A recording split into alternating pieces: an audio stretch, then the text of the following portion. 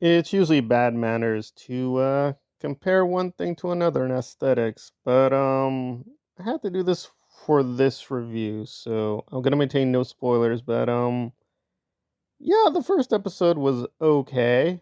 There were some very beautiful shots, and they did set up very intriguing ideas. And it was nice to see characters who you thought were dead returning. I like those characters, so hopefully they'll play a bigger role. But yeah, I just am not really engaged with this whole black v green, brown, yellow, whatever. I mean, again, these characters, I think, always suffer from two major dilemmas. One is we know where the major story is going, so they can't really change the canon too much. I mean, we know what's going to happen with the Targaryens. They're mostly going to die. So there you go.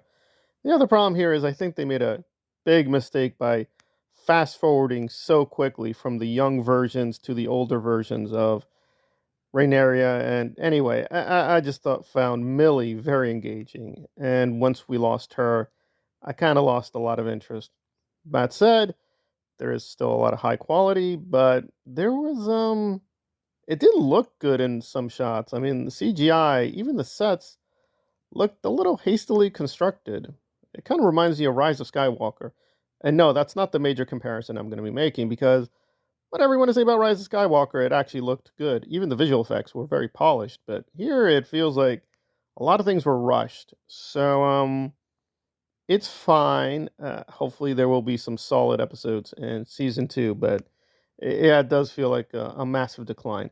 But decline for the Game of Thrones series is still going to be pretty strong. So I'm going to give this episode 7 out of 10. I think that's fair.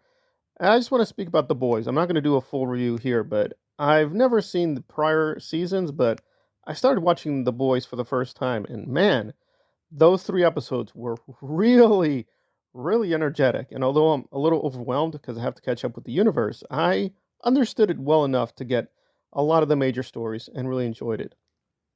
But with House of the Dragon, if this is you leaping in and trying to catch up, I don't know. You'd probably say this is a very slowly paced, kind of boring, and very, very fake. I mean, again, yes, they used a lot of CGI in the Game of Thrones episodes and the seasons before this, but it was more balanced. Here, it did feel like we kind of know, yeah, it's obviously not a real dragon. We know the actress is really on some kind of wooden stand, and they're just gonna put the CGI later. But I don't know. It was just a little too noticeable how fake it was this episode. So hopefully, this episode is an anomaly and a bit of a rough introduction or reintroduction into the universe. But yeah, I just wasn't engaged, except for one major character who I don't want to spoil because even talking about that male character a little bit too much would spoil major twists. But I found him really intriguing. I wonder where he's going to end up. But besides that one major male character, I don't know. It just felt like a really small story. I just, and again, they are going to expand it. We're going to get more with the other houses, but I don't know. I just don't find these Targaryens that interesting. That said, they may do Aegon. I will be very open to that. I think the beginning that the book this is based on is actually very intriguing, but a lot of the book is really boring too. So, yeah, I don't know.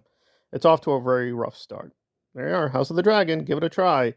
It's above average, not much more.